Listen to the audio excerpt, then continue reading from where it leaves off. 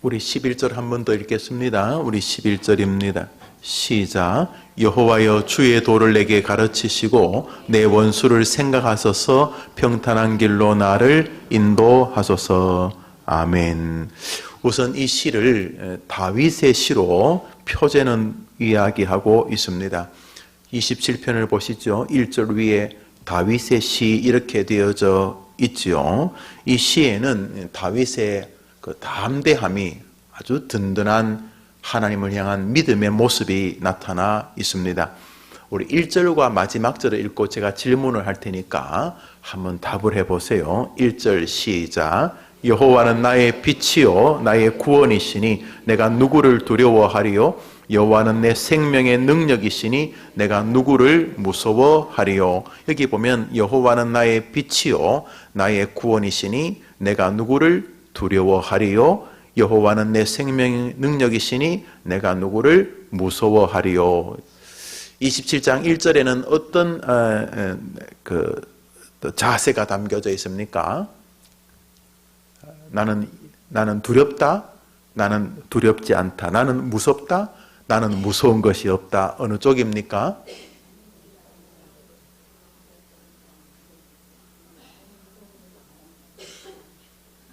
뭔 소리예요? 그 1절에 보면은 같은 말이 반복되지요. 여호와는 나의 빛이요 나의 구원이시니 내가 누구를 두려워하리요. 그 두렵다는 말입니까? 안 그렇다는 말입니까? 안 그렇다는 말이. 여호와는 내 생명의 능력이시니 내가 누구를 무서워하리요. 그 무섭다는 말이 안 무섭다는 말입니까? 안 무섭다는 말이죠. 믿을 빽이 있다. 그러니까 나는 두렵지 않다, 무섭지 않다 이런 뜻이죠. 아멘. 우리 지금 몇 절 읽었죠? 1절. 1절이 시편 27편의 시작이에요, 끝이에요? 시작이죠. 한번 더 합시다. 시작이 반이다. 그렇죠, 그죠? 그러니까 1절에서 벌써 이 사람은 내가 누구를 무서워하리요 이러면서 굉장히 이렇게 담대하게 보여집니다. 우리 이제 마지막 절을 보겠습니다. 14절이죠. 시작. 너는 여호와를 기다릴지어다. 강하고 담대하며 여호와를 기다릴지어다. 너는 여호와를 기다릴지어다. 강하고 담대하며 여호와를 기다릴지어다. 이게 남에게 하는 말 같은데 이게 지금 자기 자신에게 하는 소리예요. 이렇게 남에게 그렇게 하라는 게 아니고 지금 자기 자신에게 스스로 이렇게 다짐을 하고 또 자기 자신에게 격려를 하는 그런 장면이. 너는 여호와를 기다릴지어다. 강하고 담대하며 여호와를 기다릴지어다. 이렇게 되어 있는데 여기 14절에 강하고 담대하며 여호와를 기다릴지어다 이렇게 말하니까 이 사람은 담대하게 믿음 생활을 하기를 소원한다는 거예요? 두려워하면서 믿음 생활하기를 소원한다는 거예요? 담대하게. 1절에도 내가 누구를 무서워하리요, 내가 누구를 두려워하리요 하는 이 담대함과 이 마지막 절에도 강하고 담대하며 주님을 기다릴지어다. 그러니까 아까 우리가 시작이 뭐라 그랬죠? 시작이 반이다. 이제 우리 14절은 오늘 27장의 어떤 구절이죠? 첫 구절이요? 마지막 구절이요? 마지막 구절. 끝이죠? 한번 더 합시다. 끝이 좋으면 다 좋다. 우리 다 하는 소리죠, 그죠? 시작이 반이다. 끝이 좋으면 다 좋다. 그러니까 시편 27편의 14절로 이루어져 있는 시편 27장의 전체적인 분위기는 두렵다, 두렵지 않다. 두렵지 않다. 담대하자, 담대하지 말자. 그렇죠. 27장의 전체적인 주제가 두려워하지 않는다, 담대하다, 이런 담대한 신앙의 자세가 전반에 흐르고 있습니다. 그러니까 27장 전체는 담대함, 두려워하지 않음, 용맹스러움에 대한 고백이 틀림이 없습니다. 그런데 시작과 끝은 그런 것 같은데 그 안은 어떤가? 2절도 3절도 4절도 5절도 계속 담대함과 두려움이 없는 정말 이렇게 용맹스러운, 문제는 하나도 없이 그저 거추장스러운 것도 하나도 없고 걸리는 것도 없고 가로막는 것도 없고 그냥 담대하게 길을 가는 것처럼 보이는가 하는 것이죠. 이 시편 27편을 가만히 보면은 1절과 마지막 절을 제외하고는 나머지 그 안에 구절들은 굉장히 만만치 않은 내용들로 이루어져 있습니다.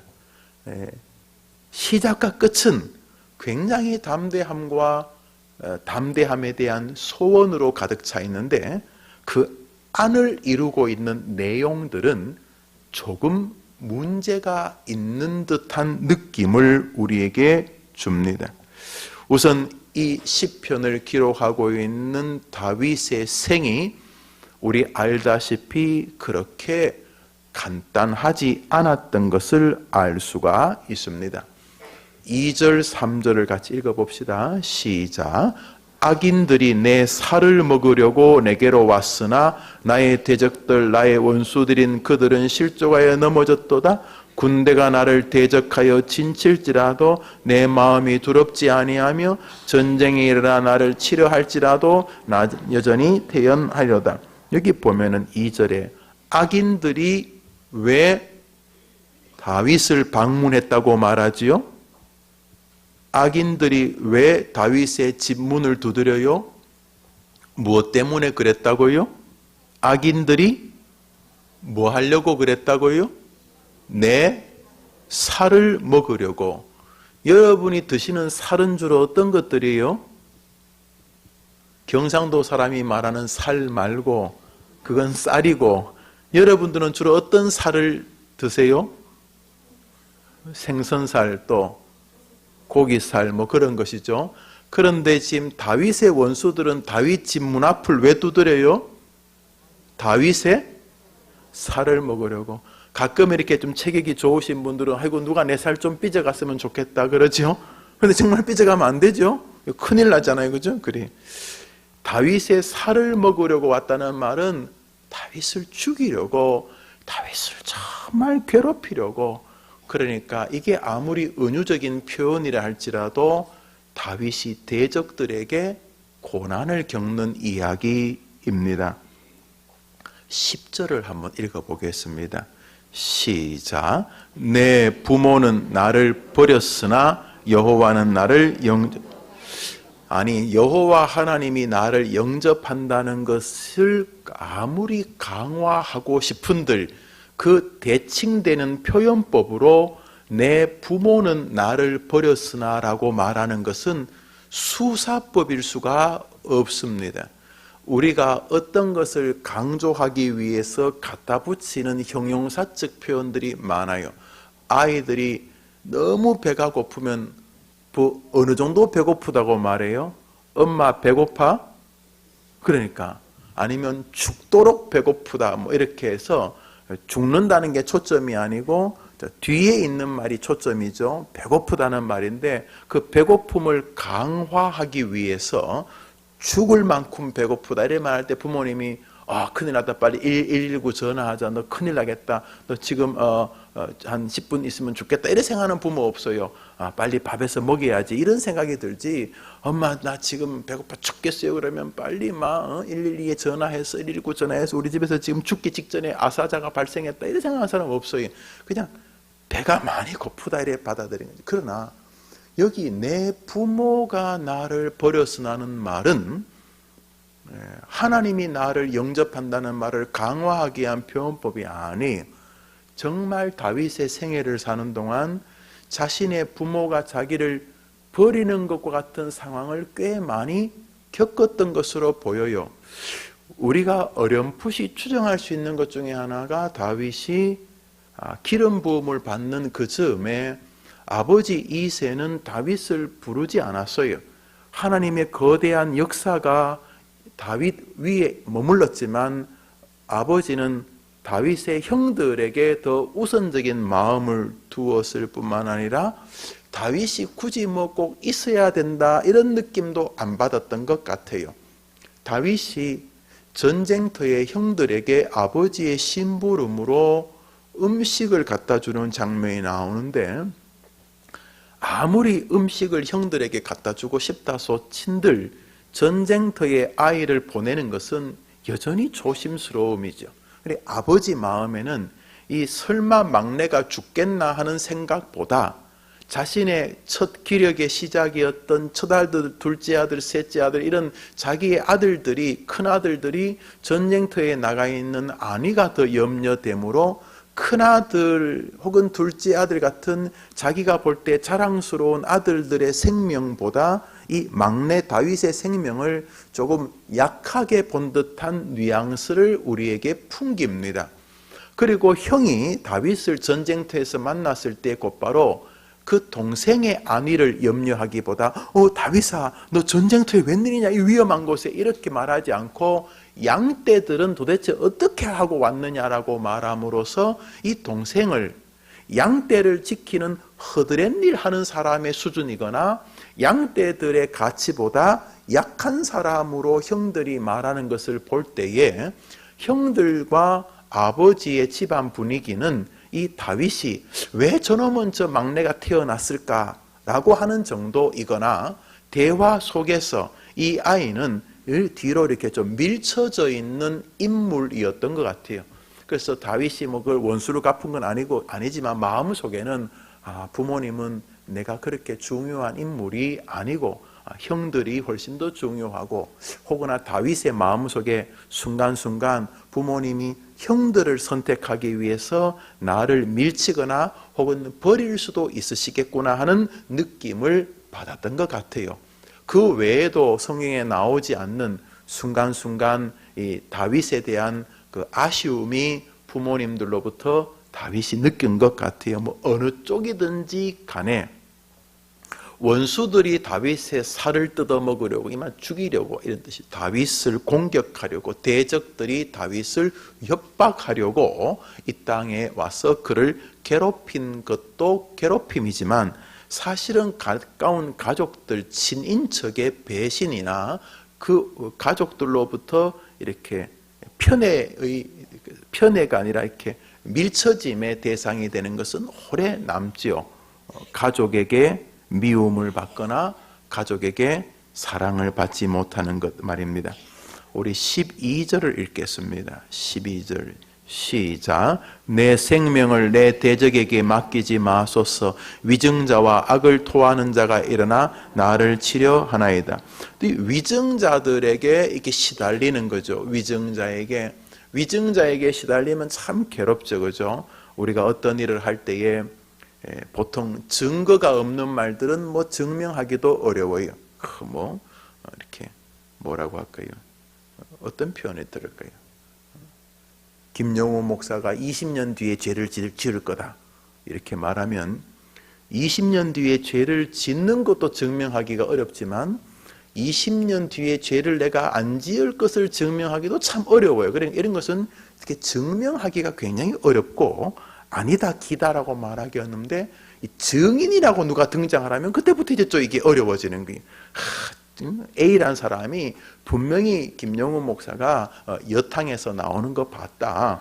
김영호 목사는 여자다. 이렇게 말하는데 그냥 보면은 여자 같지는 않은데 갑자기 어떤 증인이 등장을 하면은 이게 굉장히 설득력이 존재하잖아요. 근데 거짓 증인이죠. 혹은 상상의 증인이죠. 사실은 없는 증인인데 증인이 등장을 하면서 그래? 그 사람이 그 목욕탕에서 봤다고? 봤다니까. 나중에 한번 보라고. 김영호 목사 걷는 거 뒤에서 보라고. 분명히 여자를. 그러면 또 증인이 있다 그러면 이게 또 그럴듯해져요. 그런데 그 증인들이 다 위증자들이었어요. 다윗이 그래서 스스로 정당성을 표현하기 어려울 만큼 여러 위증자들에 의해서 고난을 겪었다는 거예요. 이게 얼마나 고통스러운 거예요. 가령 이제 딸 친구가 있는데 딸이 한강에서 스스로 뛰어내렸어요. 그래서 이제 다행히 그 형 친구들도 있고 엄마도 있어서 아이를 이렇게 건져냈어요. 건져내서 엄마가 울면서 그 딸 그 물에서 막 건진 딸하고 그 딸 친구들 앞에서 막 엄마가 울면서 이거사 네가 왜 죽노? 내가 죽어야지. 네가 왜 죽냐? 내가 죽어야지. 그런데 이제 며칠 뒤에 신문에는 엄마가 자살하려고 하셨다. 네가 왜 죽노? 내가 죽어야지. 했는데 앞에 그 떼버리고 내가 죽어야지. 그래가지고 엄마가 자살하려고 하셨다. 그래서 신문에 나면 그게 참말이요 거짓이요? 뭐 참말도 아니고 거짓도 아닌. 그래서 옆에 있는 사람들이 내가 진짜 들었다. 엄마가 분명히 내가 죽어야지라고 하는 거네. 분명히 들었다. 그래서 이게 뭐 이게 사실도 아니고 아닌 것도 아닌 이런 일들이 다윗의 생에 굉장히 많았어요. 그래서 다윗이 위증자로 인해서 고난을 겪고 어려움을 겪어서 아마도 이 사람이 그게 고통이었던 것 같아요. 자, 문제는 이런 어려움들이 다윗에게 그저 하나가 오고 또 한 10년 있다 온 게 아니라 계속 이런 일들이 이 아이에게, 이 다윗에게 이어져 왔어요.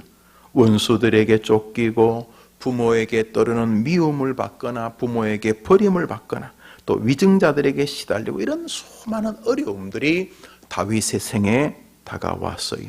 문제는 이것이 다윗의 생에만이 아니라 이제 우리가 사랑하고 기도할 우리의 아이들에게도 다가온다는 거예요.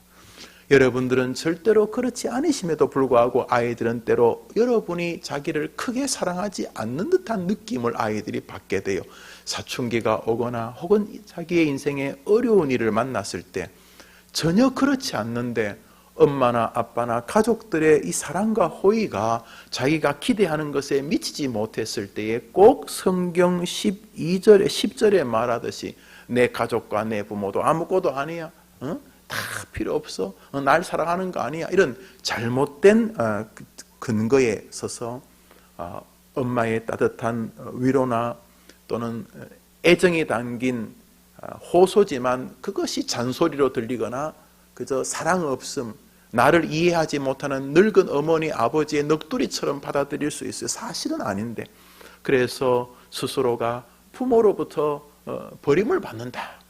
아무도 내 편이 없다. 이런 아주 잘못된, 그렇지만 자기 스스로는 그런 확신에 쓴 근거에 빠지거나 혹은 정말 악한 자들, 악한 동료들, 악한 친구들, 악한 사회, 그리고 공중 권세 잡은 악한 자가 정말 여러분의 자녀들의 생명과 영혼을 공격하기 위해서 다윗의 표현을 들면 다윗의 살을 뜯어먹으러 오는 것처럼 그런 공경과 고난을 겪고 또 사회생활하는 동안 이런 위증자들, 하지도 않은 일, 뭐 이런 일들을 막 거짓으로 위증하고, 뭐 위증이라는 말 안에는 이 말, 뭐 행동, 눈빛, 우리 아이들에면 이렇게 그 일명 이렇게 그 소외시키는 거, 뭐 왕따, 뭐 이런 것들 어릴 대로 크면은 큰 대로 어른이 되면 어른대로 자꾸 이렇게 아이들을 뒤로 밀쳐내는 이런 곳에 우리 아이들이 그런 일들을 겪지 말라는 법이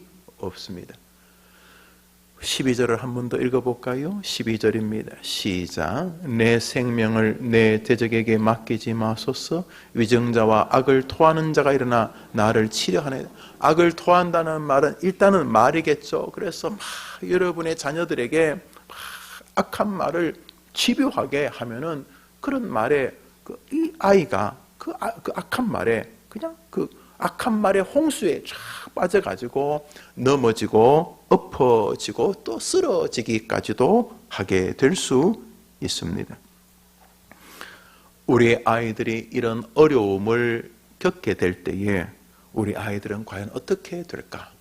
다윗처럼 그 수많은 원수들의 공격 속에서 우뚝 선 승리자가 될 수 있을까? 아니면 이 아이는 믿음에서 넘어지고 엎어지는 자가 될 것인가? 우리는 우리의 아이들이 다윗처럼 되기를 진심으로 원해 이 자리에 오지 않았습니까? 다윗의 살을 먹으려고 오던 원수들 앞에서도 이 아이는 하나님을 붙들고 이 아이를 공격하는 위증자들과 그 아이에게 악을 토하는 사람들 속에서 그 토해진 악에 깔아앉거나 그 악에 잠기지 아니하고 위증자들의 위증에 의하여서 아이가 망하지 아니하고 결국 그 모든 위증을 뚫고 하나님의 사람으로 뚝 서서 성경이 말하듯이 내가 이새의 아들 다윗을 만나니 내 마음에 합한 사람이라 내 뜻을 다 이루게 하리라. 하나님께서 다윗을 만났더니 이 다윗이 그 수많은 원수들의 공격 속에서도 빛나는 가치를 드러내어 하나님께서 뭐라고 내 마음에 합한 자다 이렇게 하면서 하나님께서 이에게 내 뜻을 다 이루게 하겠다. 야, 다 이참 얼마나 멋져요. 내 뜻을 이 아이에게 다 이루게 하겠다. 비록 가정에서도 부모에게 형제들에게 크게 인정받지 못한 아이, 집에서조차 인정받지 못한 아이였지만은 사실은 천하의 주관자이신 하나님에게는 너무도 인정받는 아이였어요. 그래서 이 아이가 하나님 앞에서 어떻게 되었는가? 내가 나 여호와의 뜻을 그에게 다 이루게 하겠다. 하나님을 섬기는 사람에게 어떤 은혜가 임했는지 다윗은 그의 생애를 통해서 증명했습니다. 당대에도 증명했고 후대에도 증명했습니다. 육체적으로도 증명했고 지적으로도 증명했고 영적으로도 증명했습니다. 참 다윗을 좋아하지 않는 성도는 드물 거예요. 우리가 다윗이 온전하지 않은 것을 확실히 압니다. 다윗의 실수로 자신의 자식이 죽고 다윗의 실수로 자기 국민들 수만 명이 죽었습니다. 다윗의 실수로 하나님이 다윗을 죽음 직전까지 몰아갔었습니다. 정말 죽이시려고까지 하였습니다. 그럼에도 불구하고 우리는 다윗이 어떤 사람인지 알지 않습니까? 이미 그 당대에 그는 가장 지혜로운 사람의 반열에 섰습니다. 시편이 다윗의 저작 아닙니까? 하나님께서 다윗을 통해 인생의 희노애락을 이 시편에 다 담아 두셨습니다. 박완서 씨가 살아계실 때 그런 말 했지 않습니까? 이 시편이 사실은 불신자들에게도 탁월한 영감을 주는 책이다. 기독교인이 아니어도 여기 인간의 생로병사가 다 들어있는, 온갖 정치, 사회, 문화, 철학이 여기 다 담겨져 있어요. 인간 세상의 모든 진리가 여기 다 담겨 있죠. 이 다윗을 하나님께서 시편의 기자로, 성경의 저자로 사용하시지 않았습니까? 이조도 500년으로 끝났어요. 그러나 다윗의 왕조는 정말 주님 올 때까지 영원하지 않습니까? 다윗의 후손으로 오신 예수가 언제까지 왕입니까? 영원한 왕이지 않습니까? 지금도 이스라엘 사람들이 다윗을 정말로 존경합니다. 그들의 가운데 유대인들은 예수님을 메시아 수준으로 낮추고 다시 진짜 구세주가 올라를 기다리고 있는 사람들이 있어요. 그러나 잘못된 사람들이죠. 그럼에도 불구하고 그 유대인들조차도 메시아가 온다면 반드시 다윗의 후손으로 온다고 믿어요. 그래서 지금도 이스라엘의 깃발이 이스라엘의 국기가 다윗의 별인 것이죠. 다윗, 이 한 사람에게 성경 말씀 그대로 내가 그에게 다 이루게, 하나님이 이 아이에게 다 이루게 해 주신 것이죠. 하나님께서 여러분의 자녀들에게 그런 은혜를 베풀어 주시기를 축복합니다. 그러면 우리가 오늘 부모인 우리로서 하나의 완전한 교제가 되는 다윗의 생을 봅니다. 우리가 다윗의 부모라면 우리는 뭐 가르칠 방법이 없지만 우리는 고맙게도 하나님께서 어떻게 사람을 빚어 그 아이가 하나님에게 사랑받는 인물이 되었는지를 우리는 지금 객관적으로 볼 수가 있습니다. 다시 말해서 저런 아이가 하나님이 그 마음을 깊이 두시는 인물이요, 그 난관 속에서 결국 승리하는 사람인 것을 우리가 알게 되는 것이죠. 그 읽었던 11절이 바로 그것입니다. 우리 11절을 한번 읽고 오늘 우리가 기도해 줘야 될 아이들을 향한 제목 몇 가지를 나누겠습니다. 11절입니다. 시작. 여호와여 주의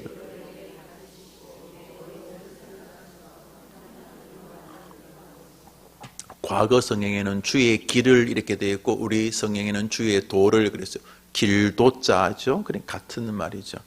한번 따라합시다. 하나님, 내게 맡긴 아이가 주의 길을 소망하는 사람으로 자라도록 도와주옵소서.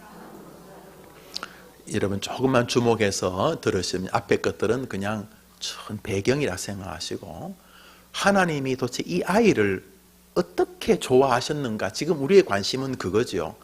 천하에 새 것이 없습니다.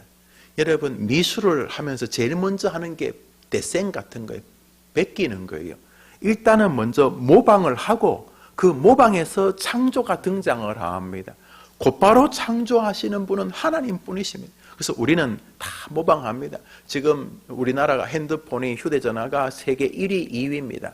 왜 그렇습니까? 우리나라 처음부터 휴대폰 못 만들었어요. 휴대폰은 저 핀란드의 노키아 이런 곳에서 잘 만들어가지고 전 세계로 휩쓸었어요. 그런데 왜 지금 우리나라 회사들이 전 세계 1위, 주로 1위, 뭐 아니면 2위, 아니면 1위를 하는 이유가 뭡니까? 처음부터 창조 아니에요.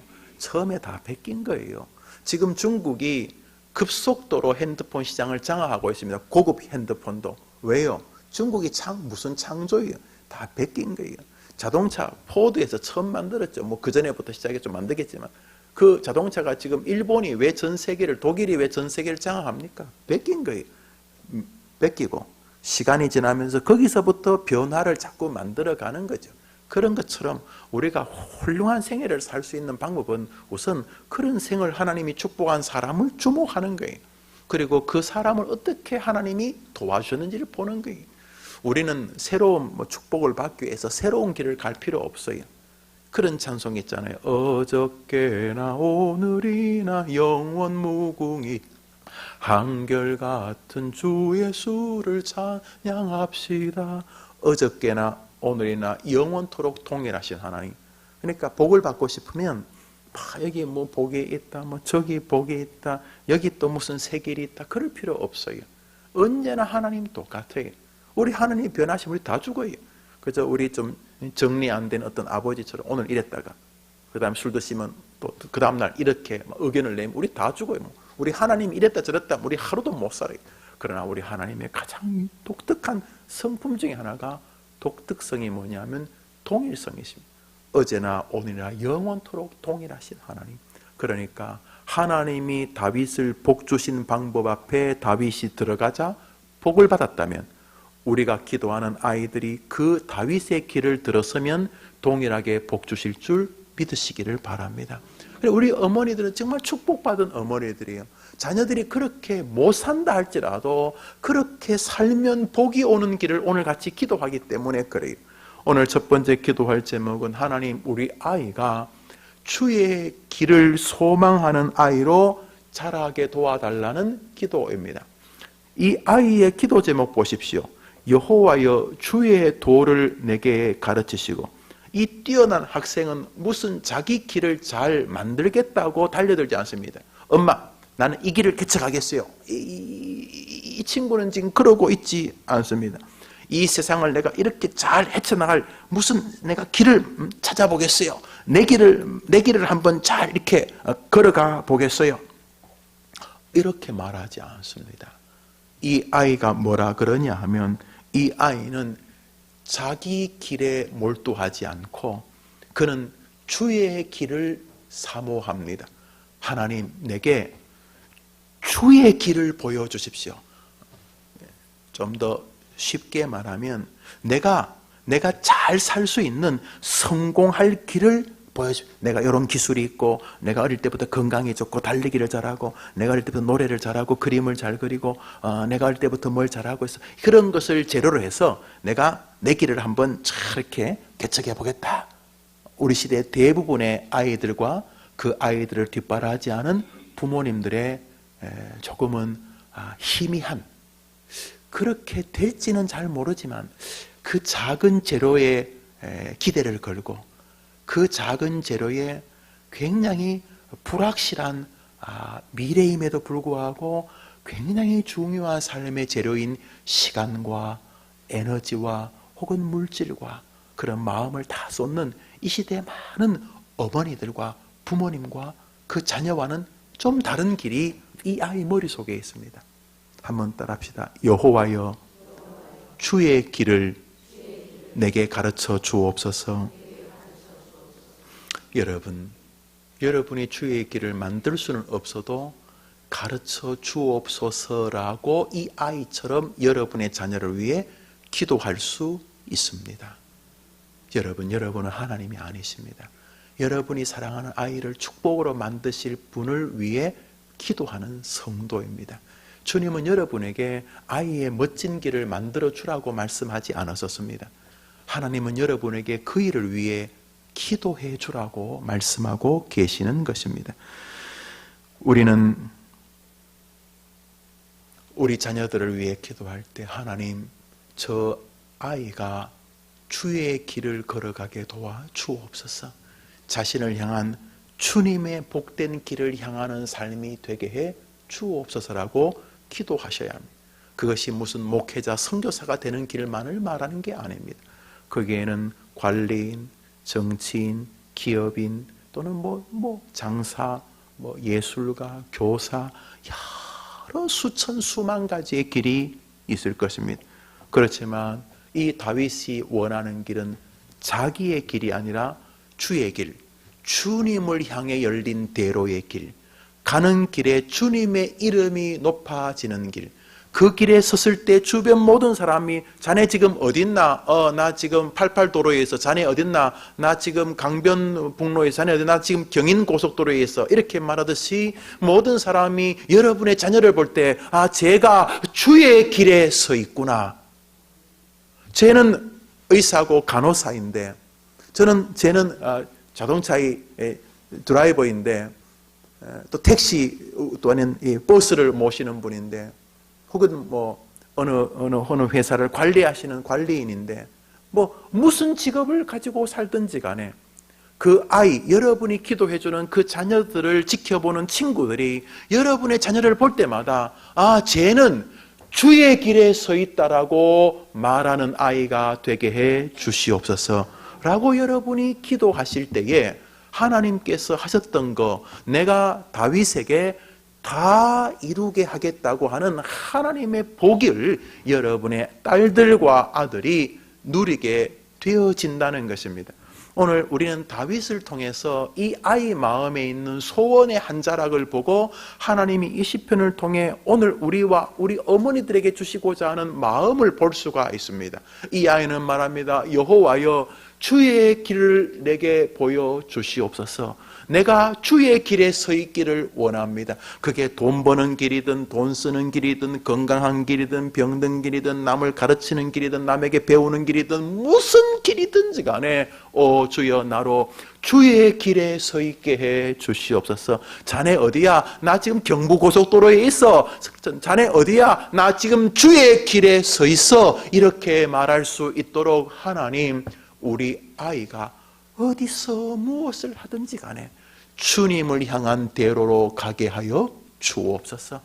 주님의 길, 이 길의 주인이 주님이고 이 아이가 가는 길이 주님이 계신 것이고 이 아이가 서 있을 때 주변 모든 사람들이 우리 아이가 살아가는 길이 주님에게 존재하는 길임을, 주님을 향한 길임을, 주님을 존중하는 길임을, 주님을 의지하는 길임을 보게 해 주시옵소서라고 우리는 기도해 주어야 한다는 것입니다.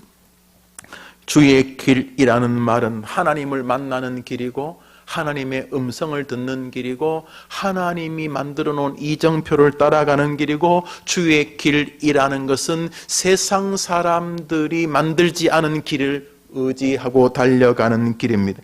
주의 길이라는 말은 주님의 소리에 예민한 길이고 주님을 사랑하는 길이고 주님을 의뢰하는 길입니다. 주의 길이라는 것은 주님이 다니시는 길이고 주의 길이라는 것은 주님을 사랑했던 선배들이 다녔던 길입니다. 하나님, 나에게 주의 도를 보여주옵소서. 길도자라 그랬죠. 주의 길을 내게 보여주시옵소서. 다윗은 살면서 끊임없이 이 길이 누구를 위한 길인가를 묻는 사람이었습니다. 다윗이 밥도 안 먹고 노상 기도만 했다 이런 뜻은 아닙니다. 정치하고 그 사람이 지금은 싸우는 거니까 싸우고 이렇게 했어요. 그럼에도 불구하고 다윗은 끊임없이 스스로에게 묻습니다. 하나님에게 묻습니다. 하나님, 이 길이 주의 길입니까? 이렇게 물었습니다.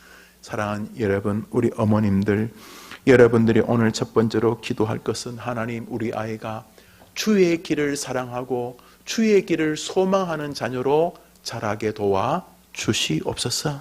다윗처럼 오 주님, 내게 주의 길을 가르쳐 주시옵소서.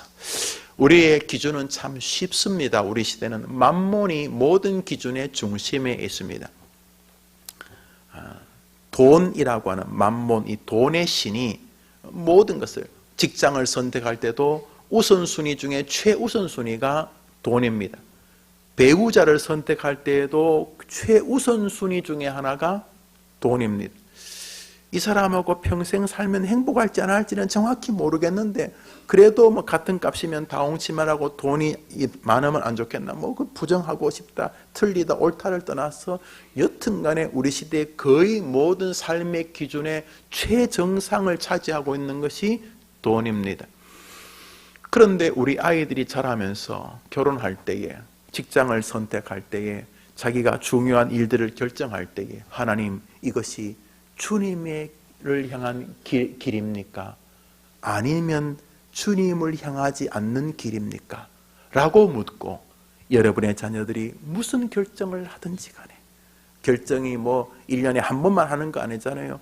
때로는 매일, 하루에도 10번, 20번, 혹은 일주일에 중요한 거, 또 인생에 아주 중요한 결정, 어느 결정이든지 하나님, 우리 아이가 이제 뱃속에 있는데, 이제 영아 시절, 이제 유치원, 이제 초등학교, 이제 대학생인, 이제 막 군대를 제대했는데, 이제 막 결혼했는데, 여러분의 자녀가 어느 쪽에 있든지 간에 기도하면 들어주신다고 주님 분명히 말씀하셨어요. 이 아침에 하나님, 우리 아이가 이 땅을 사는 동안 하나님이 기뻐하셨던 다윗의 길, 주의 길을 소망하는 자녀가 되게 해 주시옵소서. 뭘 결정하더라도 엄마가 말해서가 아니라, 그저 이전까지는 그 아이의 결정도 돈, 이 사람이냐 이 사람이냐, 이 여자가 돈 많다, 이 남자가 돈 많다, 이 직장이냐 저 직장이냐, 이 직장이 돈을 일단 더 많이 준다, 뭐 이렇게 결정을 했다면, 제가 그게 나쁘다 좋다는 말 하지 않는 거예요. 지금 그 말 하려는 게 아니에요. 제가 하려는 것은 여러분이 자꾸 기도하는 동안 아이 마음에 어느 쪽을 끊임없이 선택할 때에, 하나님, 옛날에는 선택의 기준이 돈 많이 버는 길이냐, 그렇지 않은 길이냐, 내가 얼굴 좀 나는 길이냐, 안 그런 길이냐, 내 감정이 좀 좋은 길이냐, 안 그런 길이냐가 아니라, 여러분이 자꾸 기도하는 동안 하나님, 이것이 주의 길입니까? 주님을 향하는 길입니까? 주님을 사랑했던 선배들이 가던 길입니까? 주님이 늘 다니시던 바로 주님이 행하시는 길이십니까? 라고 생각하고 늘 주의 길을 소망하며 인생을 결정하며 살아가게 도와주옵소서 라고 기도하시면은, 구하라 그리하면 주실 것이요 라고 말씀하셨던 주님이 오늘 어머니들의 기도를 들으시고, 여러분이 사랑하는 자녀들이 갑자기 다윗처럼은 안 되더라도 초등학교 학생임에도 불구하고 초등학교 학생이 결정해야 될 수많은 일들이 있을 것 아니에요. 그 아이들도요. 그 결정 때마다 그 아이 마음속에 자기에게 주시는 주님을 향한 길로 결정하는 흉내를 내는 동안 다윗에게 은혜를 주셨던 그 하나님이 동일하시다는 것을 믿고, 여러분의 자녀에게도 그런 은혜가 임할 줄 믿는 아침 되기를 축복합니다. 사랑하는 어머님들, 다윗의 모습 안에 우리가 기도해야 할 첫 번째 주제가 있습니다. 오 하나님, 우리 딸이, 우리 아들이 주의 길을 소망하는 자녀로 자라게 도와 주옵시고, 결정할 때마다 끊임없이 주님이 다니셨던 길이 어디지? 주님을 좋아했던 사람들이 갔던 길이 어디지? 주님이 이정표를 세웠던 길이 어디지? 하며 주의 길을 소망하는 자녀로 자라게 도와 주옵소서. 전 살면서 돈 믿고 결정했다가 정말 험악해지는 가정 많이 봤어요.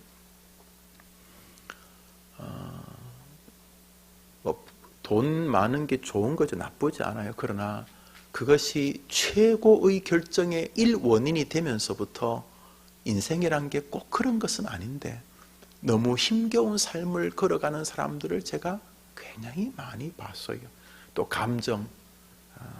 감정에 의해서 또는 거짓에 의해서 뭘 결정하는데 시간이 지나 많이 후회하는 것을 많이 봤어요.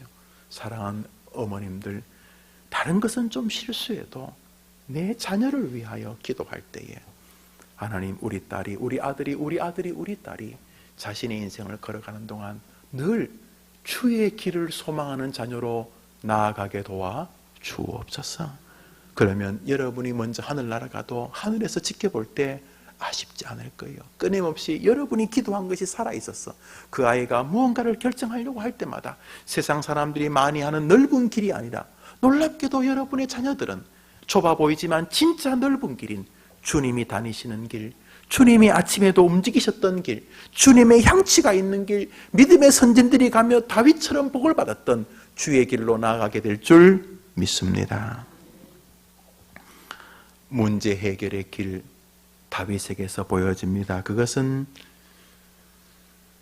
주의 길을 소망하는 자녀가 되어지는 것입니다.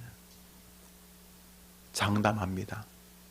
여러분 밖에는 그것을 기도해 주는 사람이 여러분 자녀에게 없을 것입니다.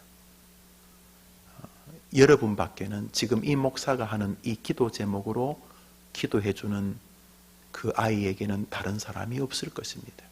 하나님, 우리 아이가 주님의 대로를 향해 걸어가게 도와 주옵소서. 두 번째로 우리가 기도해야 줘야 될 것은 이것입니다. 한번 더 합시다. 하나님, 저에게 잠시 맡긴 아이가 이 세상을 사는 동안 영적 원수가 있다는 것을 알게 하옵소서. 우리 11절을 한번 더 읽습니다. 11절 시작. 여호와여 주의 도를 내게 가르치시고 내 원수를 생각하소서. 여기 지금 내 원수를 생각하셨어라고 말하는데, 이 다윗이 말하는 이 원수라고 하는 것은 대적들입니다. 동시에 이 다윗을 공격하고 있는 사단의 총칭을 볼 수가 있습니다. 신약까지를 다 읽으시면 구약의 다윗이 예수님의 예표로 등장하고 있다는 것을 아실 것입니다. 결국 다윗을 하나의 모티브화해서 다윗의 대적을 교회의 대적, 주님의 대적으로 상징화하는 것이죠.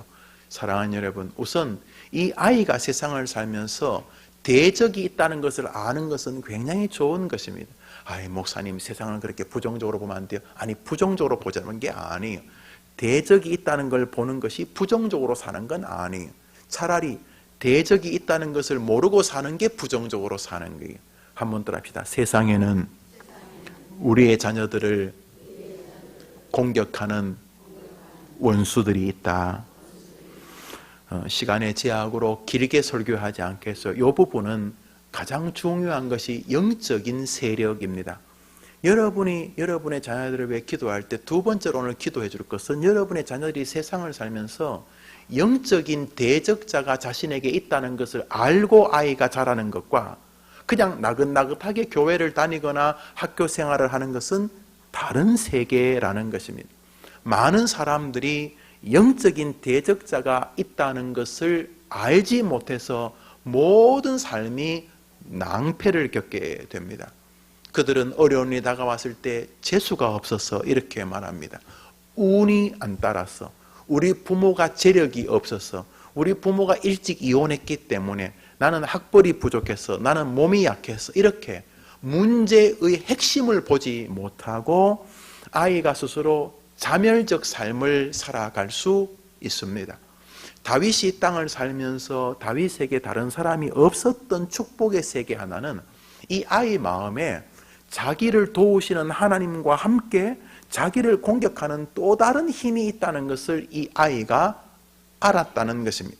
우선 이 아이에게 영적인 세계에 대한 투영은 사울의 마음에 악령이 들어갔을 때 다윗이 찬송하자 그 악령이 다윗에게서 나가는 장면을 통해서 극적으로 대비시켜 줍니다. 사울의 마음에 악령이 들어갔을 때 다윗의 찬송 소리로 악령이 나간다는 이미지를 통해서 말하고자 하는 것은 사울과 다윗의 이 미워하고 시기하는 것이 단순히 사울과 다윗의 개인적인 감정의 문제가 아니라 그 배후에 뭐가 있다는 것입니까? 악신이 있다는 것입니다. 악한 존재가 있다는 것입니다. 두 번째로 오늘 기도할 것은 아주 중요한 제목인데요, 여러분의 아이들이 초등학생이면 더 좋고 중학생일 수도 좋고 어릴수록 좋습니다. 뭐냐 하면 이 땅을 살 때에 이 땅이 눈에 보이는 것만 있지 않다는 것을 아이가 빨리 알수록 그 아이들은 정말로 축복된 아이고 다윗에게 주셨던 복을 아이가 빨리 누리는 방법입니다. 우리는 첫 번째로 이 아이가 주의 길을 소망하고 있다는 것을 보면서 우리는 그것을 기도해 줘야 합니다. 세상에 길이 참 많아요. 뭐 잘 되는 길, 무슨 길, 뭐 많은 길이 있는데 그 중에 한 길이 뭐냐 하면 주님이 다니셨던 길이라고 말씀을 드렸죠. 그것을 기도해 줘야 하는 것이. 두 번째로 오늘 여러분과 상고하고 있는 것은 바로 눈에 보이지 않는 세계가 있다는 것을 아이들이 알도록 기도해 주는 것입니다. 지금 이 시편 27편은 1절과 마지막 절이 시작이 반이고 끝이 좋으면 다 좋다 그러지만 시편 27편을 자세히 읽어보시면 지금 다윗은 어딘가 쫓기고 있습니다. 사업이 안 되고 가까운 사람이 일찍 병으로 죽고 혹은 누구에게 누명을 써서 도망을 당하고 이런 무언가 지금 이 27편의 전체적인 내용은 1절과 마지막 절을 제외하고는 많이 어렵다는 것이 분명합니다. 다윗이 지금 어려운 시절을 겪고 있어 봅니다. 학자들은 이 시기를 몇 가지로 이야기합니다만 내용은 뭐 동일합니다. 다윗의 생에 어렵던 시절로 보여집니다. 쫓기고 있고 어디로 가야 할지 정확히 모르는 것 같고 사태가 좀 심각하고 원수들은 약간 개가를 부르며 즐거워하고 있습니다. 다윗을 거의 무너뜨리기 직전까지 왔다고 해서 좋아하는 것으로 보입니다. 그런데 이 다윗의 시 안에서 우리가 우리의 자녀들을 위해 기도해야 될 두 번째 주제를 보게 됩니다. 이 사람이 기도할 때 뭐라 그러냐면 다윗의 그 원수의 존재를 분명히 고백합니다. 오 하나님, 내 원수를 기억하시고 라고 말함으로써 이 다윗을 지켜보는 하나님에게 이 다윗은 분명하게 고백합니다. 저 녀석이 자기가 겪는 문제 배후에 영적인 세계가 있다는 것을 알고 있구나라고 이 아이가 하나님에게 고백한다는 것입니다. 여러분, 여러분의 아이들이 인생을 살면서 여러분의 아이들이 겪는 문제로 인하여 아이들이 넘어지거나 실패하거나 괴로워하게 됩니다. 그때 그 아이가 괴로워하는 것은 누구나 다 하는 것이죠. 그러나 그것으로만 끝나지 않으면 여러분의 아이들은 진짜 위대한 아이들이 됩니다. 이 배후에는 영적인 힘이 존재한다. 그러므로 나는 쉽게 낭망하지 아니할 것이다. 여러분이 기도해 주셔야 하는 거죠. 우리의 많은 아이들이 막 스스로 목숨을 던집니다. 60대 이상의 1순위는 사망 1순위는 암입니다. 심근경색. 요 순위가 좀 왔다 갔다 합니다만 암, 심근경색이 거의 70%. 우리가 60 넘어서 돌아가시면 셋 중에 둘은 암 아니면 쉽게 말해서 중풍 같은 어딘가 픽줄이 막혀서 돌아가시는 것이죠. 그런데 20대와 30대 사망률 1위 내지 2위는 자살입니다. 우리 아이들 많이 죽습니다. 뭘 펴보기도 전에 막 죽습니다. 30대 혹은 40대 짐이 너무 무겁다고 죽습니다. 왜 그런 결정을 하냐 하면 바로 이 눈에 보이지 않는 세계에 대한 신뢰가 거의 없는 것입니다. 그냥 사업이 안 됐다. 그러면 사업 망한 나와 사업이 망해서 쓰러진 직장만 눈에 보입니다. 뭐 한창일 때 내 몸에 병이 들었다. 그러면 뭐 무슨 병 말기입니다 하는 의사의 선고와 아침 저녁으로 음식을 먹지 못해 미식거리고 있는 약해진 자기 거울에 비치는 최치한 본질 자기만 본질이 아닌데 눈에 보이는 게 다가 아닌데 한번 따라합시다. 인생에는 보이지 아니하는 영적인 세계가 있다. 믿으면 아멘 해보시죠. 요즘 우리 날주를 하고 있는 배경 중에 하나가 욥기인데 욥기에 나오는 그 친구들이 뭐 계속 욥에게 간죽거리는 이유가 뭐냐면 그 친구들은 눈에 보이는 것 가지고 모든 걸 다 하는 거예요. 뭐 네가 눈에 근데 문제는 우리가 알잖아요. 욥이 어려움을 당하는 게 그 눈에 보이는 것으로 설명이 안 돼요. 왜냐하면 하늘에서 하나님하고 마귀하고 이야기한 것이기 때문에 본질은 저기 있는데 자꾸 눈에 보이는 것. 사업이 안 된다. 사업이 망했다. 애가 뭐 아프다. 뭐 직장이 떨어졌다. 그건 아픈 거 맞아요. 현실이에요. 그런데 이건 1차원적인 거예요. 인생은 1차원적이지만 않아요. 왜냐하면 영적인 세계가 분명히 그 뒤에 붙어 있기 때문에 그래요. 한번 아멘 해보시죠. 스펄전이 말했어요. 여러분 제가 몇 주 전에 설교했죠. 인생에는 두 배가 항해한다. 인생에는 두 배가 항해한다. 한 배는 기름 떨어져 있고 시간이 지날수록 조금씩 낡아가는 인생의 배다. 또 한 배는 황금으로 갑판이 이루어져 있고 천사들의 날개로 닷과 돛을 만든 배다. 인생에는 이 두 배가 항해한다. 우리 눈에는 한 배밖에 보이지 않지만 이 두 배가 떨어지는 적은 없다. 배가 항해하는 동안 어느 날 하나님께서 우리를 이 육신의 배가 다 망가질 때 황금 갑판으로 옮겨주신다. 그리고 영원한 나라로 항해하게 하신다. 이 항해는 풍랑도 없고 해일도 없고 영광과 존귀만이 가득하다 그랬어요. 사랑하는 여러분, 우리 아이들이 살면서 이 다른 배를 볼 수 있어야 하는 것입니다. 부디 우리 아이가 이 땅을 살면서 또 다른 영적 세계가 있다는 것을 알게 하여 주옵소서. 넘어지고 실패하더라도 다윗은 안 넘어졌나요? 안 넘어지는 정도가 아니라 먹을 게 없어 교회 와서 성미를 구걸해 먹었습니다. 자신의 죄로 자기 자식이 죽었습니다. 자신의 죄로 자기 백성 수만 명이 죽었습니다. 다윗은 실수가 없나요? 실수가 있었죠. 그래서 망했나요? 내가 이새의 아들 다윗을 만나니 내 마음에 합한 사람이라 내 뜻을 다 이루게 하리라 하시다. 사랑하는 여러분, 안 망했어요. 그냥 사업이 지금 좀 안 되는 거예요. 그냥 몸이 조금 아픈 거예요. 지금 길이 좀 안 열리는 것처럼 보이는 거예요. 지금 대학이 몇 번 떨어진 것처럼 보이고 직장에서 그냥 쫓긴 것처럼 보이지만 그건 진짜 아니에요. 진짜는 보이지 않는 세계이기 때문에 그렇습니다. 그래서 다윗이 말합니다. 여호와여, 내 원수를 생각하셨어. 이 말은 원수를 존경하라는 뜻이 아니고 내 원수가 얼마나 나쁜 놈이고 얼마나 악한 놈이고 얼마나 강력한지 아시니까 이런 뜻입니다.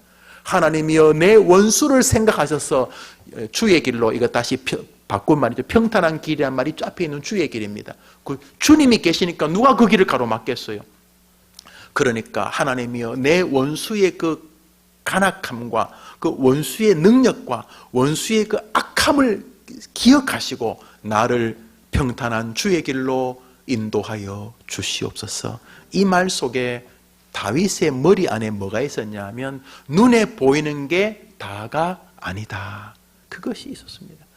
여러분, 두 번째로 오늘 기도하자고 하는 것은 이것입니다. 여러분의 아이들이 눈에 보이는 게 다가 아니다라고만 정리되면 그 아이 실패하고 싶어도 못합니다. 중학생일 때보단 초등학생 때가 더 좋고 초등학생 때 어릴 때가 더 좋습니다. 얼마 전에 돌아가셨던 빌리 그레암 목사님은 5살 때 회심했다 그래요. 자기 아내는 3살 때 회심했다. 특이한 부부이긴 해요. 그런데 빌리 그레암 이 사람이 지구상에 10억 명에게인가 복음을 전했다잖아요. 우리나라에도 이분의 영향이 굉장히 커요. 엑스폴로 74 이런 것은 100만 명씩 막 주님을 영접하고 그런 일이 있었죠. 빌리 그레암. 사랑하는 여러분, 눈에 보이는 게 다가 아니라고만 아이가 믿으면 여러분 자식이 50살이어도 괜찮아요. 그 아이 마음에 잘 될 때도 세상 사람은 잘 되면 또 이렇게 막 교만해지거든요. 이렇게 막 교만해지고 그래요. 그래요. 그럴 수 있어요. 또 잘 안 될 때는 또 되게 또 침체하고 중리산이 그러거든요. 그런데 여러분이 기도해 주셔서 여러분의 자녀 마음에 뭔가 잘 될 때도 이 배우에 하나님이 계신다 하는 마음을 가지면은 겸손해질 뿐만 아니라 출처를 알고 더 사모하게 되고 인생에 어려움이 오더라도 그거의 눈에 보이는 일막이지 사실 커튼을 열면 뒤에 진짜 본 게임이 있다는 것을 알기 때문에 지나치게 좌절하지 않게 되는 거죠. 하나님, 우리 아이가 이 땅을 사는 동안 눈에 보이는 것만이 전부가 아니라 영적인 세계의 능력을 인정하게 하여 주시옵소서. 그러면요, 아이가요, 다리가 부러져도요, 막 AC 그리고 그렇게 끝나지 않아요. 다리가 부러지면 아프고 속상하지만 그 아이가 이 다리가 부러진 사건 배후에 또 다른 하나님의 뜻이 계실 것을 기대하는 아이가 되는 거죠. 그런 아이들은 분명히 그렇게 자서전씁니다. 내 고난이 내게 유익이었다. 사랑하는 여러분, 또 말하지만 이런 기도 여러분밖에 안 해줘요. 지구상에 누구도 여러분 자식 위해서 이런 기도 안 해줘요. 그냥 여러분 자식이 음식점을 열면 목사 가서 잘 되도록 해달라 기도는 해줄지 모르지만 이런 진짜 기도, 하나님, 우리 아이가 이 세상을 사는 동안 눈에 보이는 것만이 결코 다가 아닌 것을 알게 해주시고, 그 어떤 기쁨을 만나거든 어려움을 만나든지 간에 영적 세계가 존재하는 것을 알게 하여 주시옵소서. 이 아이에게 하나님은 주목하십니다. 왜냐하면 이래 안 사니까. 우리 시대 애들은 이렇게 안 사니까. 우리 시대 애들은 이렇게 뭘 결정 안 하니까 하나님이 두루 다니며, 내가 이새의 아들 다윗을 만나니 내 마음에 합한 사람이라. 내가 내 뜻을 다 이루게 하리라. 여러분의 자녀들에게 그런 은혜가 임하게 되기를 축복합니다. 세 번째로 한번 더 합시다. 하나님, 내게 맡기신 자녀가 모든 문제의 결정권자가 하나님이심을 믿고 기도하는 자녀로 자라게 하옵소서. 우선 27편 자체가 기도문입니다.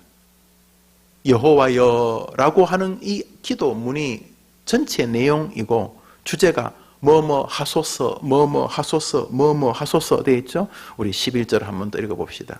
27편 11절 시작.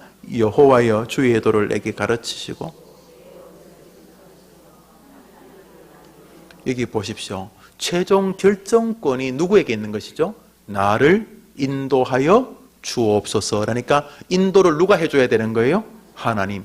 이 아이의 마음속에 있는 이 마지막 세 번째 기도해야 될 제목은, 하나님, 우리 아이가 열심히 공부를 하고 열심히 과학을 하고 뭘 하더라도 내 인생의 결정권은 하나님에게 달렸다는 믿음으로 살아가게 도와주옵소서 라고 기도하는 것입니다. 왜냐하면 이 아이를 하나님이 너무 좋아하셨기 때문에.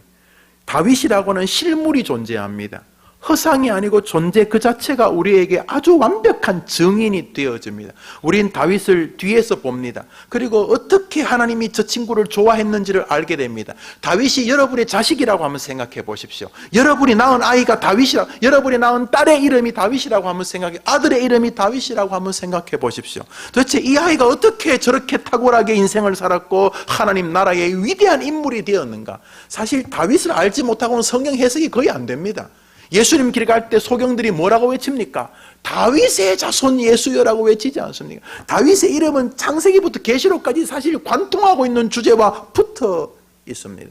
왜 얘를 이렇게 좋아하셨습니까? 내가 두루 다니며 이새의 아들 다윗을 만나니, 이새도 아니고 이새의 큰아들 둘째 아들도 아니고 이새의 막내 아들 다윗을 만나니, 왜 하나님 마음에 합해서 한두 개도 아니고 내가 다윗에게 내 모든 것을 몰빵 완전히 얘한테 다 주겠다 했어요. 다윗이 얼마나 부자였는지 아십니까?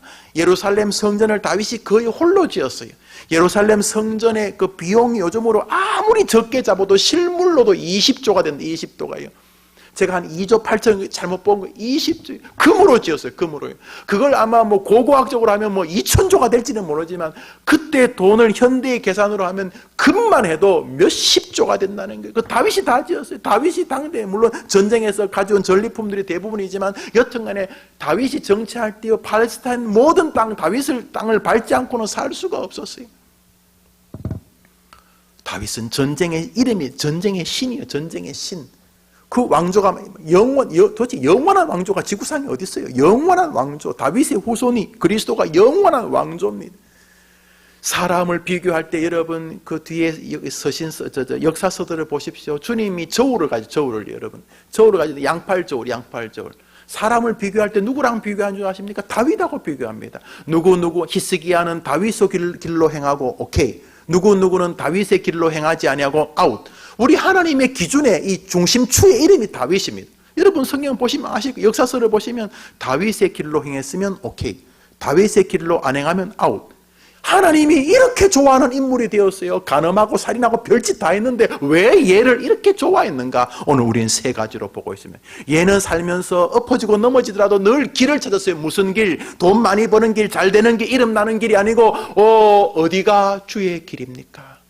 주님이 왕래하시는 길이 어딥니까? 주님의 아름다운 도포자락이 쓸고 다니는 길이 어딥니까? 우리의 선배들이 걸어갔던 주의 길이 어딥니까? 주님이 쓰신 이정표가 있는 주의 길이 어딥니까? 끊임없이 얘는 주여 내게 주의 길을 가르쳐 주옵소서. 그래서 여러분이 기도하시면 구하면 주신다고 했었던 주님 약속 때문에 그렇게 될 줄 믿습니다. 하나님, 우리 아이가 뭘 하더라도 주님의 길을 소망하는 아이가 되게 도와주시옵소서. 예, 너 어디니? 나 지금 강변북로에 있어. 너 어디니? 저 올림픽대로에 있어. 너 어디니? 저 경인고속도로에 있어요. 너 어디니? 저 어머니 주의 길에 있습니다. 여러분의 자녀의 친구들이 볼 때마다 쟤는 늘 경부고속도로 위에 있다, 저 서해안 고속도로 위에 있다 하는 것처럼 여러분의 아이들이 주의 길에 있게 되도록 기도하시기를 바랍니다. 직장에서도 그 아이의 마음에 주의 길이 있고, 교회에서도 주의 길이 있고, 가정에서도 그 아이 마음에 주의 길이 있도록 기도하시기를 바랍니다. 두 번째로, 그 아이 마음 안에 하나님의 능력 안에는 이 세상에 영적인 세계가 있다는 것을 꼭 기억하면서 그냥 눈에 보이는 거예요. 일희일비, 뭐 남이 좀 칭찬하면 막 자랑, 남이 좀 이렇게 좀 나쁘게 말하면 막 죽으려고 하고 그러지 않도록 주님, 우리 아이가 이 땅을 살면서도 늘 그 너머의 세계가 있는 것을 기억하게 도와 주옵소서. 기쁠 때도 이 출처가 하나님이 내게 힘을 주신 것인 줄 알아. 하나님 고맙습니다 하면서 자기가 열심히 했음에도 불구하고 하나님이 도와주신 걸 아는 아이가 되게 도와주시고, 인생에 좀 어려운 길을 걷더라도 잘은 이해 못하지만 분명히 여기에는 하나님의 뜻이 계실 줄 믿습니다. 이러면서 아이가 성공할 때도 실패할 때도 그 다른 길이 있음을 아이가 제발 알게 해달라고 기도하면 지금 아이가 60살이어도 하나님의 기도를 들어줄 줄 믿습니다. 마지막 세 번째로, 이 다윗에게 보여지는 믿음의 세계는 뭐냐면 하나님에게 달렸다는 단순하고도 명백한 신앙 자세였습니다. 보시면 인도하소서, 또 9절에 보면 떠나지 마소서, 뭐 하소서, 7절에 보면 응답하소서, 뭐 이렇게 하소서, 인도하소서, 하소서가 다 뭡니까? 해달라는 거죠. 다윗은 이 땅을 살면서 하나님의 절대 주권을 인정하며 모든 것이 결국 하나님께서 도장을 찍어주실 때 결정난다고 믿었기 때문에 무슨 일든지 하나님을 의존하는 신앙의 길을 걸었습니다.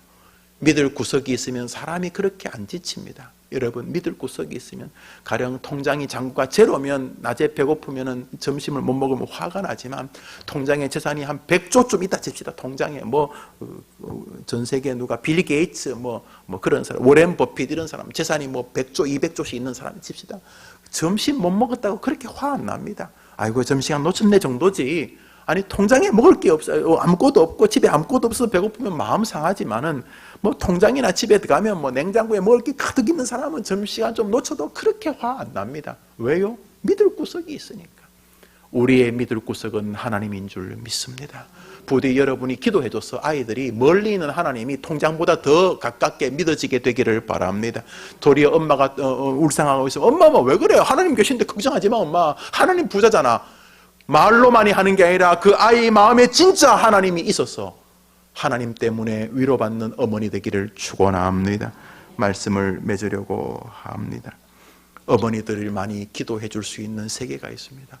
절대로 다른 사람은 기도 안 합니다. 그렇지만 어머님만이 기도해 줘야 된다는 것은 여러분에게 무한한 책임을 맡기시는 것입니다. 그러므로 기도하지 않는 어머니는 그 자체가 악한 것입니다. 어떤 분은 자식을 위해 염려하는 걸 기도라고 하는데 제가 말하잖아요. 거짓말이라고. 누가 염려를 기도라고 말합니까? 죄송한 표현입니다만 곰도 지 새끼 염려합니다. 개도 염려하고요. 소도 염려합니다. 저는요 시골서 소를 키워봤기 때문에 알아요. 어떤 소는요 정말 쌍둥이를 낳습니다. 그때는요 마을에서 그 집이 막 잔치합니다. 보통 한 마리 낳는데 어쩌다가 이 쌍둥이가 나오면요 돈을 2배나 벌잖아요. 그래서 초유를 떼면요 빠르면 한 일주일이나 2주일 만에 소를 팔아요. 다른 곳에다가. 다 아시죠? 시골 사람 알아요. 소 팔면은요 그 밤에 소 밤새도록 울어요. 맞죠? 다 도시 출신들이시구만. 소가요 계속 울어요.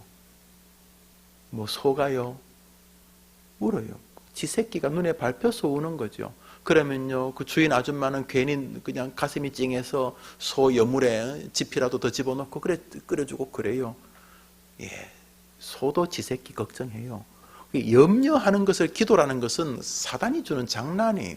한번 따라합시다. 아무것도 염려하지 말고 오직 모든 일에 기도와, 그러므로 염려와 기도는 다른 세계라고 분명히 아무것도 염려하지 말고 no. 염려는 기도 아니다. no. 오직 모든 일에 기도와 간구로 너희 구할 것을 감사함으로 하나님께 아뢰라. 염려할래 기도할래라고 딱 물으시는 것이죠. 우리 어머님들이 염려가 기도로 바뀌는 동안 이 아이 인생은 변하게 될 줄 믿습니다. 우린 그걸 믿습니다. 말씀을 이렇게 마무리하고, 우리 어머니 기도에 이제 우리가 한 30분, 40분 기도할 건데요. 어머니들, 우리 아이가 어떤 상황을 만나든지 간에, 어떤 상황은 여러분이 아는 상황이고, 아이가 말해서, 그 눈빛에서 눈치채서, 어떤 상황은 여러분이 몰라요. 친구들하고는 이야기를 하지만 여러분들은 소외된 상황일 수 있어요.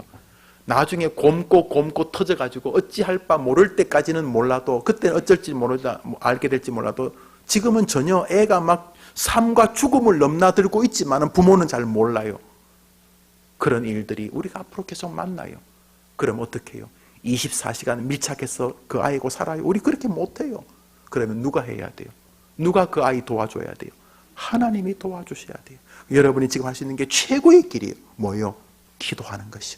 하나님, 우리 아이가 어디서든지 주의 길을 소망하며 살게 하여 주옵소서. 우리 아이가 항상 주의 길에 서기를 원하고, 주님이 원하시고, 주님이 서 있고, 주님이 주인되고, 주님이 이정표를 쓰시는 길, 주님이 늘 왕래하시는 길, 주님이 늘 다니시는 길, 주님을 사랑했던 선배들이 갔던 그 길에 우리 아이가 결정하고 서 있게 도와 주옵소서. 우리 아이가 뭘 하든지 간에 눈에 보이는 게 다가 아니고, 다리 부러지고 사업이 안 되고 그 눈에 보이는 것이고, 그 너머의 세계가 있는 것을 알게 하여 주시옵소서. 아이가 살면서 몸에 병이 생긴다, 아이 재수 없다, 이게 아니라 여기 무슨 뜻이 계실까? 눈에 보이지 않는 세계를 기억만 해도 하나님이 다윗에게 주셨던 복을 주실 줄 믿습니다. 보이지 않는 세계를 믿으면 이거 아이들이 실패 안 해요. 어떻게 실패해요? 보이지 않는 세계가 얼마나 광활하고 장엄한데, 세상 사람들은 다 끝났다, 안 됐다 그래. 끝나긴 뭐 끝나, 개뿔이 뭐 하나도 안 끝났어요. 여전히 여러분의 기도하며 여러분의 자녀의 마음에 보이지 않는 그 풍요로운 세계 때문에 골방에서도 지하 세방에서도 다시 놀라운 능력으로 일어서게 하실 줄 믿습니다. 마지막으로 제발 결정권이 재수나 은행 지점장이나 부모의 재산에 달리지 않고 자기 인생의 탁월한 결정권이 하나님의 손에 달린 것을 아이가 알고, 하나님이여 인도하소서, 하나님이여 주관하소서, 하나님이 결정해 주옵소서, 하나님이 역사해 주옵소서라고 하나님의 권력과 능력을 믿고 기도하는 아이가 되게 도와주시옵소서. 초등학생 때 제발 그렇게 되게 도와주옵소서. 중학교 때 제발, 고등학교 때, 대학 때 제발 우리 아이가 그렇게 되게 도와주시옵소서. 같이 기도하겠습니다. 우리 불을 다 꺼주실까요?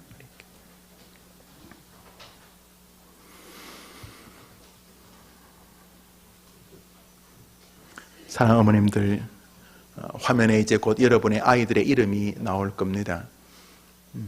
첫째로 여러분의 아이들의 이름을 부르십시오. 하나님, 하나님이 제게 잠시 맡기신 누구누구를 위해 기도합니다.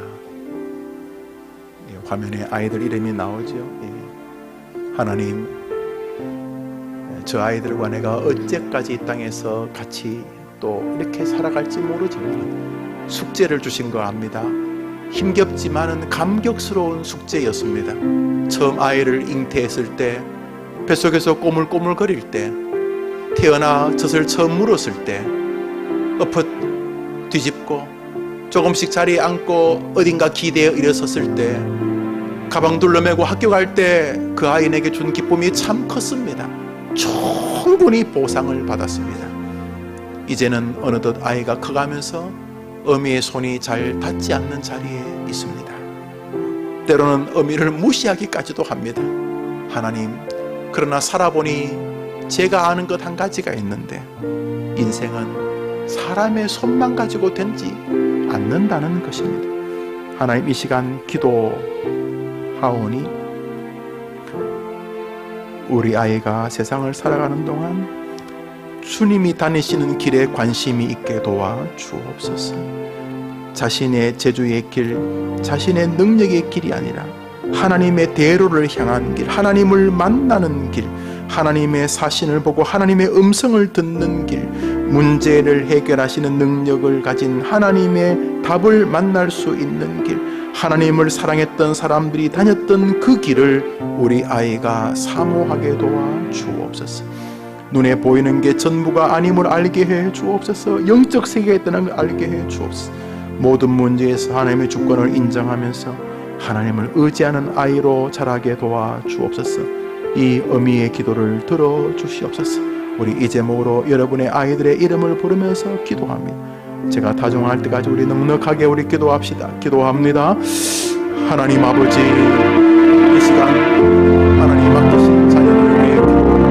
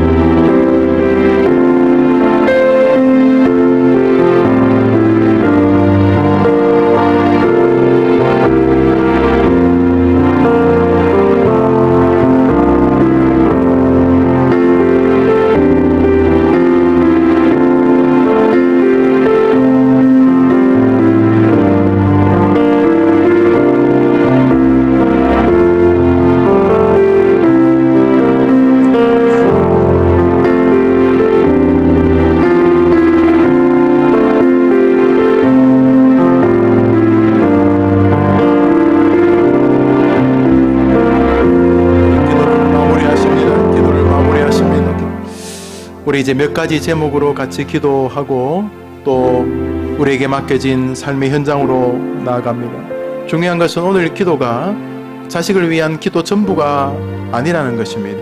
수요 어머니 기도에는 아주 작은 불씨를 하나 받아가는 것입니다. 그것을 계속 불태우며 우리 어머니에게는 자녀를 위한 기도의 권리와 동시에 의무가 존재합니다.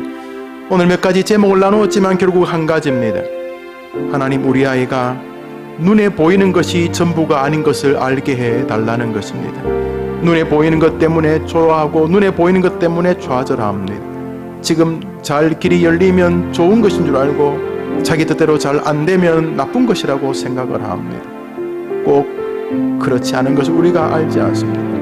이 시간 한번 마무리하는 마음으로 한 제목으로 첫 번째 기도할 것은 하나님, 우리 아이가 부디 영적인 세상이 있다는 것을 알게 해 주시옵소서. 우리 아이가 초등학생이든 중학생, 고등학생이든 눈에 보이는, 손으로 만져지는 것만이 전부가 아니라 그 배후에는 하나님도 계시고 악신도 있다는 것을 알게 해 주시옵소서.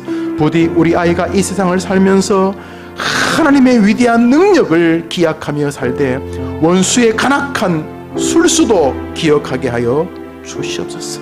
부디 이 아이가 이 세상을 살며 영적인 세계가 존재한다는 것을 알고 믿음과 소망과 희망으로 살지언정 좌절과 절망으로 걸어가지 않게 도와 주시옵소서.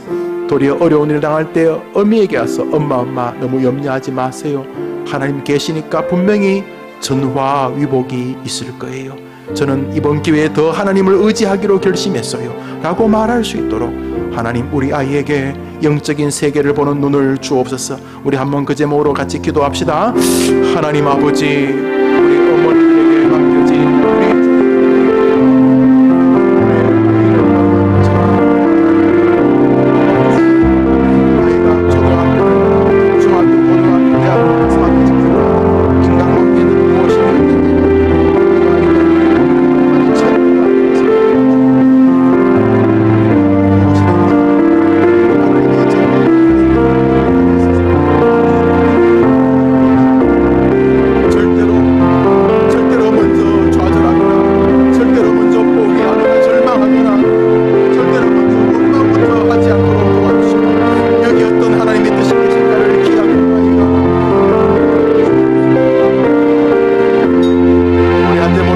기도할 마음은 이어쓴 기도 제목입니다.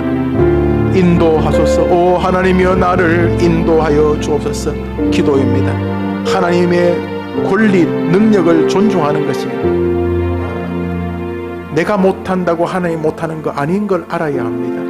이 아이가 다윗처럼 어떤 일을 만나더라도 하나님이여 라고 외칠 줄 알고 도와주시옵소서 라고 외칠 줄 알면 되는 것입니다. 부디 이 아이가 문제 해결자가 결정적인 것은 하나님이란 것을 알게 되는 것입니다.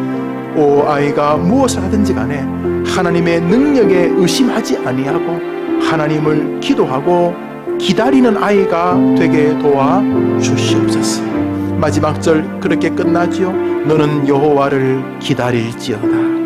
강하고 담대하게 여호와를 기다릴지어다.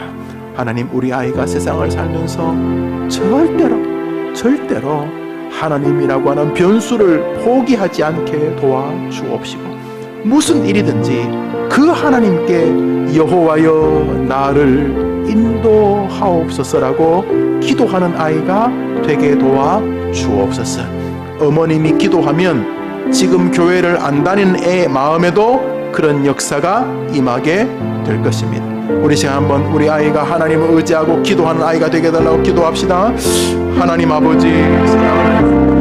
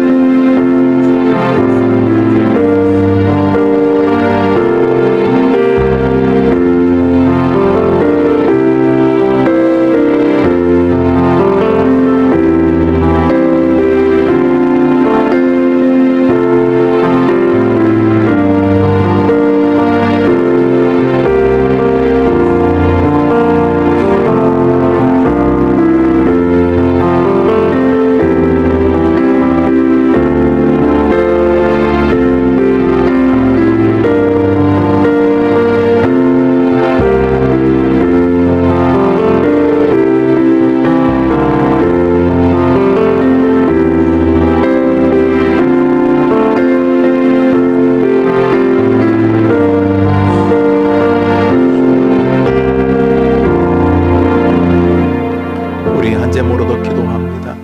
악인의 특징 중에 하나가 위증하는 것이고 악을 토하는 것입니다. 모두가 다 말과 상관이 있습니다. 우리가 말을 자꾸 하다 보면은 그 말에 자기가 또 영향을 받습니다. 우리 시간 기도할 것은 하나님, 우리 아이가 마음으로 하나님을 의지하는 것처럼 입술로도 하나님을 고백하는 아이가 되게 도와주옵소서. 사람이 마음으로 믿어 의에 이르고 입으로 시인하여 구원에 이른다 그랬는데, 주님, 입이라고 하는 것은 참 중요한 것입니다. 속이는 말, 위증하는 말, 미워하는 말, 저주하는 말, 불평하는 말, 원망하는 말이 아니라 소망의 말, 신앙의 말, 하나님을 의지하는 말, 믿음의 생활을 가지고 세상을 바라보는 언어의 소유자가 되게 도와주옵소서. 하나님, 우리 아이가 생명의 말의 주인공이 되게 해주시고 우리 아이의 입술을 주장해 주셔서 감사합니다, 사랑합니다, 희망을 버리지 마세요, 하나님이 계십니다, 하나님이 나를 사랑하십니다, 예수님이 나를 위해 십자가에 죽으셨습니다, 주님은 내가 기도하는 것을 기뻐하십니다, 엄마 힘내세요, 하나님이 계시잖아요. 끊임없이 믿음의 말을 해내는 아이가 되게 도와주시옵소서. 우리 아이의 언어를 주장하시고 혀를 주장하시고 입술에 파수꾼을 세우소서. 생명의 언어의 소유자가 되게 해 주옵소서. 자녀들의 언어 생활을 위해 한번 기도합시다. 하나님 아버지, 초등학생입니다, 유치원생입니다, 중학생입니다, 고등학생입니다, 사회인입니다. 말, 언어를 하나님을 실망시키고 자신의 앞길을 제대로 말을 통해 주변의 많은 사람들을 실족하게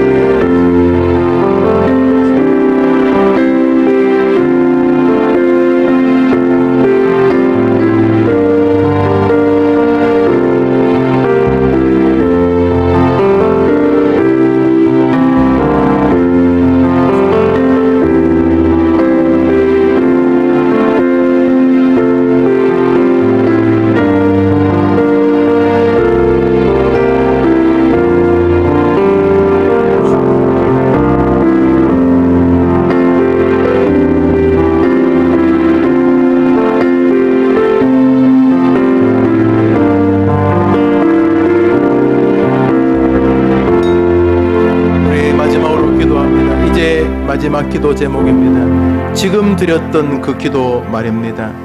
주의 길을 걸어가게 하옵소서. 세상에는 영적 세계가 있다는 것을 알게 하옵소서. 인생의 어려움을 만날 때에 하나님의 절대 주권을 인정하며 기도하며 주님을 바라보며 의지하게 하옵소서. 무엇보다 이 땅에서 마음으로 믿는 것처럼 입으로도 주님을 고백하는 생명의 언어의 소유자가 되게 해 주시옵소서. 절대로 눈에 보이는 것만이 전부가 아니라 보이지 않는 영적 세계가 있다는 것을 믿고 소망을 잃지 않게 해 주옵소서 라고 자녀를 위해 기도한 그 제목을 마지막으로 어머니 자신의 이름을 부르며 기도합니다. 하나님, 내가 먼저 그렇게 살아가게 하옵소서. 내가 조금 힘들면 모든 것이 끝난 것처럼 살지는 않았습니까? 분명히 보이지 않는 세계에 힘이 있다는 걸 알지만은 먼저 좌절하고 절망하는 모습으로 아이 앞에 서지는 않았습니까? 아이가 가만히 나를 지켜보면서 엄마에게는 눈에 보이는 세계가 전부구나 라고 보여지지는 않았습니까? 내 입술은 독이 가득했습니까? 선이 가득했습니까? 나는 복을 또는 선을 다른 사람들에게 전하는 자입니까? 위증, 악을 토하는 자였습니까? 이 시간 내가 사랑하는 아이를 아름다운 이정표인 어미 나를 도와주옵소서. 주님, 제가 주의 길에 서게 하여 주시옵시고 세상에는 영적인 세계가 있음을 알게 하여 주시옵시고 어떤 상황에서도 하나님의 절대 주권을 인정하고 하나님께 기도하며 의지하게 하옵시고 내 입술이 생명의 입술이 되게 해 주시옵소서. 우리 이제 모로 기도합시다.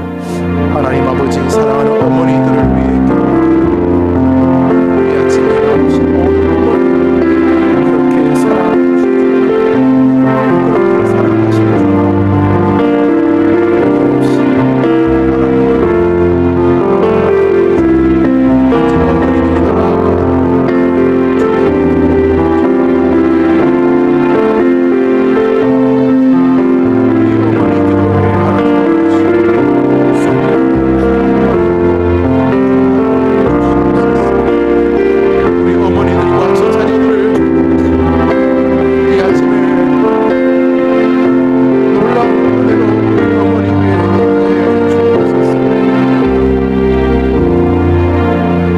아버지, 자녀들의 이름을 부르며 기도할 수 있는 특권은 오직 어머니들에게만 있는 것인데, 이 아침에 내가 하나님으로부터 잠시 위탁받았던 우리 자녀들을 위해 기도하였사오니 우리의 자녀들 위해 이런 은혜가 임하게 도와주시옵소서. 우리 아이가 언제나 주의 길에 서게 도와주시옵시고, 어떤 세상을 살더라도 영적인 세계가 있음을 알게 하여 주옵시고, 하나님의 절대 주권을 인정하는 믿음의 자녀들이 되게 해 주시옵소서. 예수님의 이름으로 기도합니다. 아멘. 할렐루야. 아멘. 여러분의 성도님들이 어머니 기도에 나오면서 예물을, 또 각종 예물을 하나님께 드리셨습니다. 오늘 처음 나오신 분이 계십니다. 김명순 권사님이 인도하셨습니다. 김혜순 어머님 한 자리 나와보시겠습니다. 김혜순 어머님, 한번 자리 잠시 일어나 보시겠습니다. 예. 우리 박수 치려니까 잠시 기다리세요. 예. 그 다음에 정다운 어머님, 정다운 어머님, 예. 또 우미의 어머님, 어디 마음이 착한 사람에게만 보입니까? 김민정 어머님, 예, 우리 김민정 어머님. 정다운 우미의 어머님 오셨다가 먼저 가셨습니까? 손 들면 참기름 드립니다. 예, 잘 오셨습니다. 자녀를 위해 기도하는 것은 특권입니다. 우리같이 메마른 사람들, 저부터 우리 메마른 사람들에게 자녀는 늘 눈물의 제목이고, 하나님께서 우리에게 하나님 마음의 한 자락을 알게 하기 위해서 자녀를 주신 것입니다. 우리 감히 하나님의 사랑을 다 알지는 못하지만 우린 자녀를 위해 기도하면서 이 어른이 우리를 이렇게 사랑하시는구나 하는 것을 어렴풋이 느끼게 됩니다. 때로는 자녀가 아프면 대신 아파주고 싶고, 자녀가 힘들어하면 대신 괴로운 것이 어머니 아버지의 마음이지 않습니까? 어머니 기도에 나오셔서 여러분의 아이들을 위해 기도하시기를 바랍니다. 오늘은 기도 제목을 몇 가지로 좁혔고, 다음 주에는 우리가 한 20가지 정도 기도 제목으로 아이들과 그 아이들의 생을 위해 기도하도록 하겠습니다. 오늘 어머님들 잘 오셨습니다. 서로 교제하고 돌아가시기를 바랍니다. 우리 교회 어머니 기도에는 이렇게 처음 오신 분들이 대부분이시고, 또 다른 교회 다니셔도 상관없어요. 다른 교회에서 어머니 기도에 잘 하시면 되고, 아니면 오셔서 평안하게 함께 예배하고 또 자녀들의 이름을 부르면서 기도하고, 그래서 마음에 품고 한 주간을 사시면 그것이 복이 될 줄 믿습니다. 아멘. 아멘. 자, 오늘 구호할까요? 구호. 나는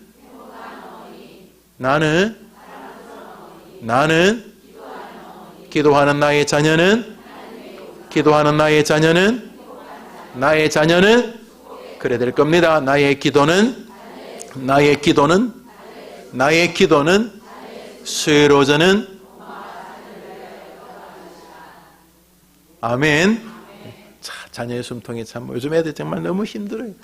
그런 말이 있어서 엄마나 정말 숨을 쉴 수가 없어요. 여러분이 기도하면 아이가 숨을 쉬게 됩니다. 영적으로도 그렇게 될 줄 믿습니다. 우리 옆 사람 손 한번 잡아볼까요? 임자 자녀 잘 될 거야 해봅시다. 시작.